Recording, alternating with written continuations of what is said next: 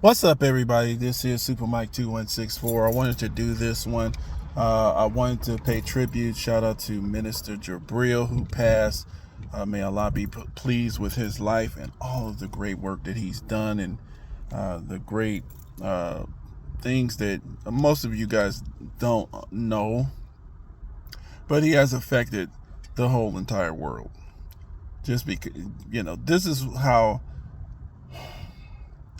And I'm going to do this one, but with black people, especially black Americans, in our ignorance, trying to get back our mind, we don't understand a lot of stuff. And so we have to have patience with each other, because we're going to say a lot of ignorant things and do a lot of ignorant things. But your history is your way to dominance. Most of our people, most black people, are not theologians. You're not taught theology.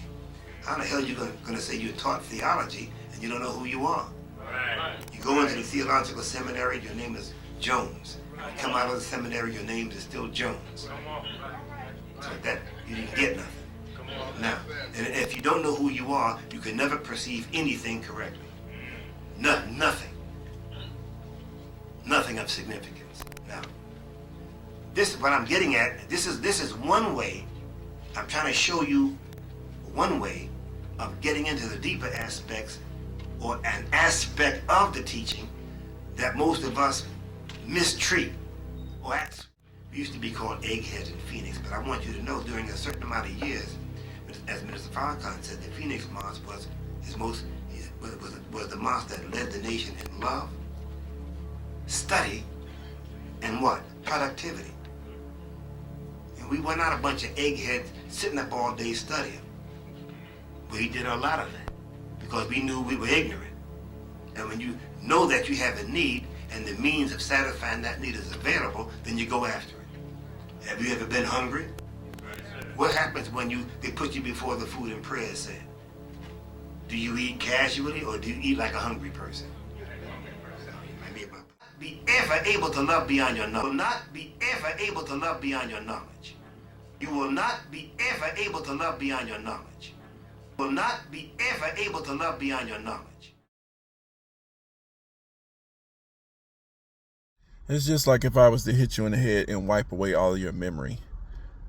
That just makes you a slave to everyone else, because you won't remember what you're doing, what your purpose was, what your agenda was. You have to start all over. That's what it's like forgetting your history. It doesn't make it go away. It just makes other people able to rule over you, because they know what you don't know. So you're seeking their approval. You're seeking them to inform you. Minister Jabril is credited with waking up Minister Farrakhan. When Honorable Elijah Muhammad was here, he was doing great work. He was teaching people. He was organizing black people. He was organizing business. He was showing us how to use the religion, how to use the spiritual systems to actually gain benefit for ourselves. Before then, all we thought was religion and spirituals, and a lot of us still believe this, that we think religion and spiritual systems is just to believe so we can go to heaven after we die, or we might go to hell or something. But the Honorable Elijah Muhammad is the one that actually taught black folks, this is what you use your religion for. This is how it can be used. You can use it to gain benefit. You can use it to create a culture. And then people start calling him a cult. And it's so interesting to people that want to call somebody a cult. Last time I checked, a cult is somebody who told you don't go nowhere, don't read this, don't read that. You going to hell after you die. Just listen to me. Don't listen to nobody else. If anybody else, you can't speak on them. If somebody disagrees with you, they going to hell. They restricting the ideas that are you're able to process. That's a cult. It's trying to control. It's trying to restrict everything. It doesn't even want you to have access to information. The Nation of Islam is nothing like that. So, but a lot of churches are. A lot of churches tell you what to read, who to vote for. A lot of Christian and Hebrew and other religious sects, they do that. They definitely tell people, don't talk to the Muslims, don't talk to those people, don't talk to those, don't listen to this idea, don't listen to that idea. I know what you call those Jehovah's Witnesses and certain people, they do that.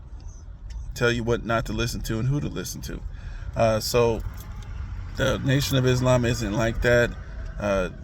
When Honorable Elijah Muhammad was here teaching and organizing people, when he left from among the people, a lot of people who were doing good, they went back out into the streets and started doing whatever they wanted to do. His son switched up and changed the whole religion around to, loving the Arabs over in the East and trying to copy off of them.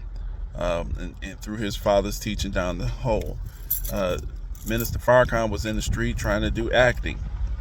Minister Jabril and one of the wives of Honorable Elijah Muhammad, which is Tanyetta Muhammad, they went and presented to Minister Farrakhan the information, woke him back up, got him back online. And once Minister Farrakhan got back online, then he did his job, which is start rebuilding the nation. And that's why we have a Nation of Islam today. The thing is, though, Minister Jabril, very wise brother, real smart, real logical, very logical, not stupid at all. And he taught, he organized, he reproduced. He was very, so, shout out to Minister Jabril. And we want to learn something from him. So I want to show that. I want to show that appreciation and love for this brother, this great one. And, I encourage everybody, this is a foundational Black American brother. This is a man who put in a lot of work. Okay. So, because so many of us come into the nation and we grow slow. And you hold on to concepts that were lies. And you're slow to let them go. Look, let me talk about myself bad for a minute. When I was coming into the nation in 1954, I was about a month and a half just coming. Taking out my letter, but it hadn't passed yet. And Malcolm was taking us down to the Museum of Natural History, New York City. And there was some things he showed us that blew us away. Heavy stuff that he had been made aware by his teacher. And there was one section that had these prehistoric people. And I ran my mouth and blurted out my mouth from some stuff I read in some book that I knew nothing about. And Malcolm, there's about 80 people there. Malcolm looked at me and said, it's better to keep your mouth. How do you put that? If you don't know what you're talking about, keep your mouth shut. But he said it loud and strong.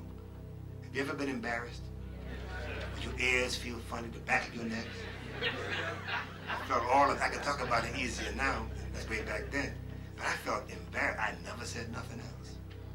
Then later on, I got an FOI, and Captain Shaw said this to us. It is better to keep your mouth shut and be thought of fool than to open it and remove all doubt. These two were big lessons in my life. Big lessons. So it's better to know. If you don't know, don't say nothing. Somebody asks you, why don't you say anything? Because I ain't got nothing to say. So you all say enough for me to learn something from it. You got that, sisters and brothers? Yes, don't feel bad because you're ignorant. Feel bad if you don't want to grow. Next year, this time, or 4 or 5 months, next week from now, you ain't read nothing, you're not trying to learn nothing. And if you don't know how to read, well, you have brothers and sisters that can set up a class and teach us how to read. You just automatically do that. We used to do it years ago through the Secretary of State. Don't allow nobody to be in the mosque ignorant. we wouldn't allow you to talk. Because when I was the secretary, I would ask you straight up in a nice way, if you can't read and write, we'll tighten you up on that. And I'd go and I'd check you out. If I find you was a functional illiterate, I didn't know how to do it, but I had brothers and sisters that could teach you. We make you overcome that stuff about what you don't know. You hear me? Yes, sir. Don't get into this groove about, I don't want nobody to know I ain't doing that. Now you stay there.